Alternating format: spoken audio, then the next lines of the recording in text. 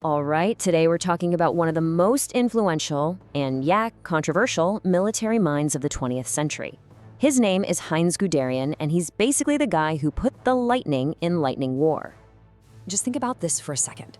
What if you could change warfare forever? Not with some new superweapon, but with just an idea.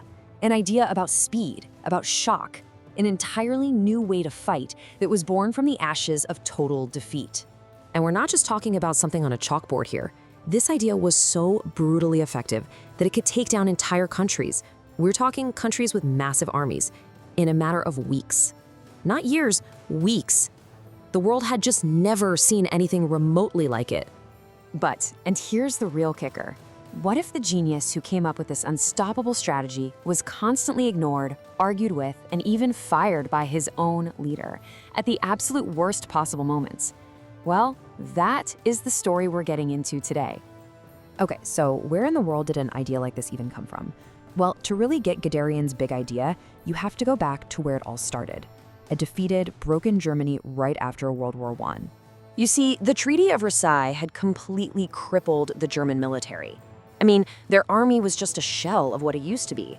Tanks? Totally forbidden. But it was more than that. The thinking across all of Europe was just stuck in the mud of the last war, thinking about trench warfare, that awful meat grinder where you lose thousands of lives just to gain a few yards of ground. But while everyone else was looking backward, Guderian was looking forward. He's studying these newfangled tank experiments, reading everything he can get his hands on, and he asks this question that was, well, it was basically heresy at the time. He said, wait a minute, what if tanks didn't just support the infantry? What if they replaced them? What if they became the tip of the spear, moving so fast the enemy couldn't even think, let alone react? And that one question, that was the seed that would grow into one of the most feared military strategies in history, Blitzkrieg. Blitzkrieg, it literally means lightning war, and the name tells you everything you need to know. This wasn't about a slow, grinding fight, no.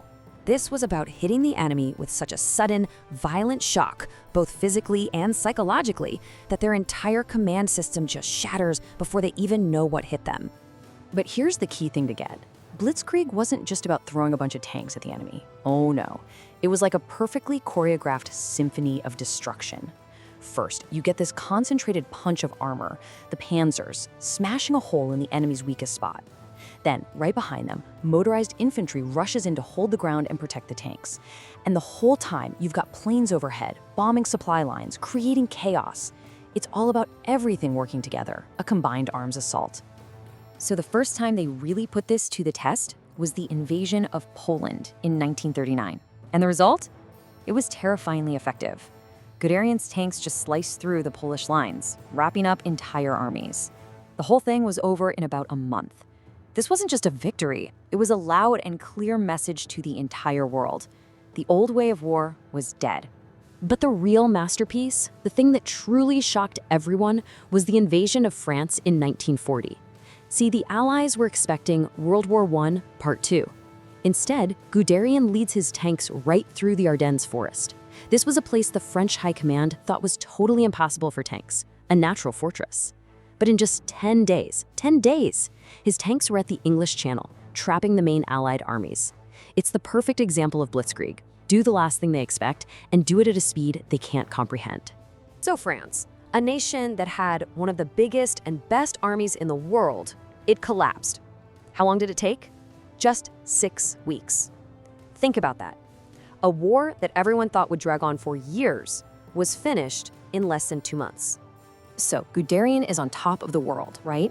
His wild theories have been proven right in the most dramatic way possible. But it turns out his biggest fight wasn't going to be on the battlefield. No, it was going to be in an office, arguing with Adolf Hitler himself.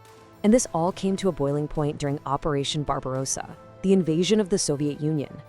Guderian, who lived and breathed Blitzkrieg, argued for one thing: a single lightning-fast strike straight from Moscow. The logic was sound. Take out the capital, the nerve center, and the whole system collapses. But Hitler, well, Hitler was a micromanager. He didn't trust his generals. He ordered Guderian's tank group to turn south, to go after economic targets. It completely split their momentum. Guderian argued like hell against it. He knew it would waste critical time before the brutal Russian winter came. But he was overruled. And guess what? He was absolutely right. That detour caused a fatal delay. By the time they turned back towards Moscow, the fall rains had turned the roads into a sea of mud, and then General Winter arrived. The lightning war literally froze in its tracks, just a few miles outside the city. That failure to take Moscow, it wasn't just a setback. It was a massive turning point in the war. And it was a turning point for Guderian's career, too. You know, for constantly questioning Hitler, for arguing his case, and for the ultimate failure of the attack, Guderian became the scapegoat. In late 1941, he was fired. Just like that. The architect of Germany's biggest wins was suddenly out of a job. Now, of course, as things started to go really badly for Germany, they had to bring him back. Hitler made him Inspector General of Armored Troops, basically to try and rebuild the tank forces. But honestly, by then, it was way too late. Blitzkrieg couldn't save a war machine that was being crushed on all sides by enemies with way more industrial power. So when you look back at it all, what is this guy's legacy? What part of his thinking really stuck around? Here's the most important thing to understand about him. Guderian didn't invent the tank. He didn't invent the airplane or the radio. His genius was in seeing how all these existing pieces could fit together in a totally new way, how to combine them into a system of war that was way more powerful than any of its individual parts. And you know what? If you look at pretty much any modern military in the world today, you can see his fingerprints all over it.